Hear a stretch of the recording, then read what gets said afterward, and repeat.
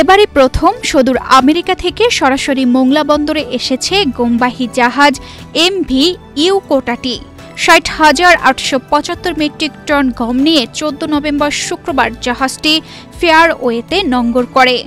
নমুনা পরীক্ষায় গুণগত মান নিশ্চিত হওয়ায় ১৬ নভেম্বর রবিবার সকাল থেকে খালাস শুরু হয়।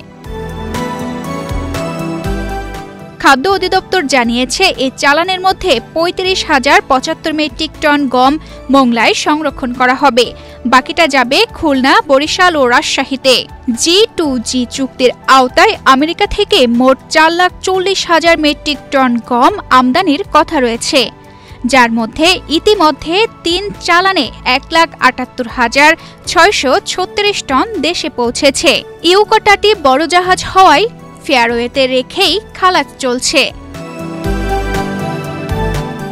তানজিদা রহমান, ইনায়া, বাংলাদেশ প্রতিদিন।